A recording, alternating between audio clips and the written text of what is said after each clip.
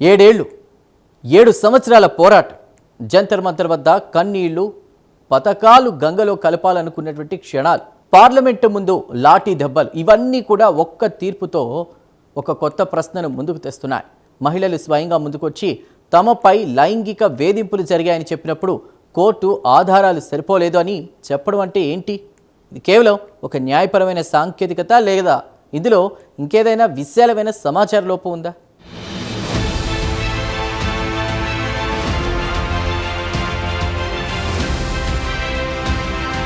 భారతీయ సమాజంలో మహిళలు తమ మాన ప్రాణాలకు ఆత్మగౌరవానికి అత్యున్నత ప్రాధాన్యత ఇస్తారు. అలాంటిది స్వయంగా ముందుకొచ్చి బహిరంగంగా వేధింపుల గురించి ఆరోపణలు చేసినప్పుడు కోర్టు ఆధారాలు లేవు అని కొట్టివేయడం తీవ్రమైన విశ్లేషణలకు దారితీస్తోంది.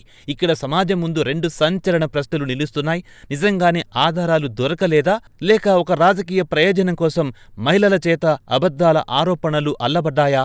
ఒకవేళ రెండోదే నిజమైతే రాజకీయ ప్రత్యర్థులను దెబ్బతీయడానికి లేదా అధికార పీఠాలపై ఉన్నవారిపై పైచేయి సాధించడానికి మహిళలను, వారి ఆరోపణలను ఆయుధంగా వాడుకొని ఉంటే అది యావత్ మహిళా లోకం ఉనికికే తీవ్రమైన ప్రమాదమనే ఆందోళన వ్యక్తమవుతున్నాయి. ఎందుకంటే భవిష్యత్తులో నిజంగా వేధింపులకు గురై సాయం కోసం అర్థించే నిజమైన బాధితుల ఆక్రందనలను కూడా ఈ సమాజం అనుమానంతో చూసే ప్రమాదకరమైన వాతావరణం ఏర్పడుతుంది.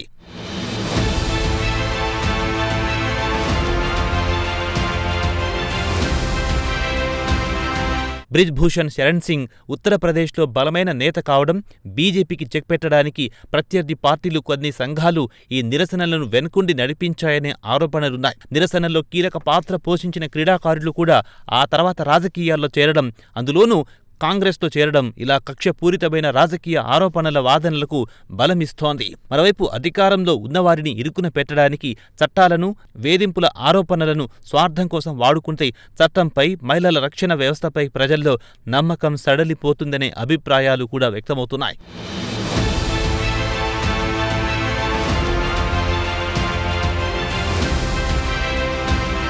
తాజా తీర్పు సమాజానికి భిన్నమైన సంకేతాలు పంపుతోంది. ఆధారాలు లేకుండా ఎవరిపైనైనా ఆరోపణలు చేస్తే చట్టం ముందు నిలవడవనే హెచ్చరిక ఒకటైతే, ఇక రెండోది మహిళల ఆరోపణ వెనక రాజకీయ లేదా వ్యక్తిగత స్వార్థాలు ఉండవచ్చుననే భావన కనుక సమాజంలో బలపడితే అది నిజమైన బాధితులకు న్యాయం జరగడాన్ని మరింత సంక్లిష్టంగా మారుస్తుందనేది మరోతే.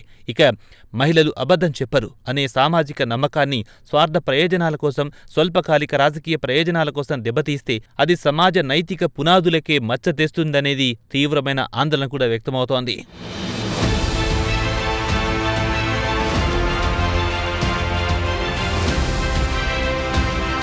కోర్టు తీర్పు ప్రకారం ఆధారాల లేమి వల్ల బ్రిజ్ భూషణ్ నిర్దోషిగా బయటపడ్డారు. కానీ ఈ తీర్పు లేవనెత్తిన ప్రశ్నలు చాలా లోతైనవి. రాజకీయ ప్రయోజనాల కోసం లేదా కక్ష సాధింపుల కోసం లైంగిక వేధింపుల చట్టాన్ని వాడుకున్నా లేదా నిజమైన బాధితులకు ఆధారాల కొరత వల్ల న్యాయం జరగకపోయినా రెండు కూడా సమాజ ఆరోగ్యానికి, మహిళా వ్యవస్థ రక్షణకు శ్రేయస్కరం కావు అని గమనించాలి. ఇది తీర్పు పూర్తిపాతం వచ్చాక ఇలాంటి కీలకమైన అంశాలపై మరింత స్పష్టత వచ్చే అవకాశం ఉందని గమనించాలి.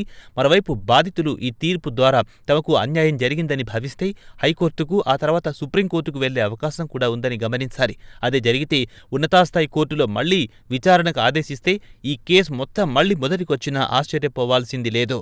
అలాగే ఇప్పటి వరకు కోర్టుకు సమర్పించిన ఆధారాల్లో పసలేకపోతే హైకోర్టులకు వెళ్లినా కూడా వాదనలు నిలబడే అవకాశం లేదంటున్నారు నిపుణులు. మరి ఇలాంటి పరిస్థితుల్లో తదుపరి పరిణామాలు ఎలా ఉంటాయో చూడాలంటున్నారు నిపుణులు.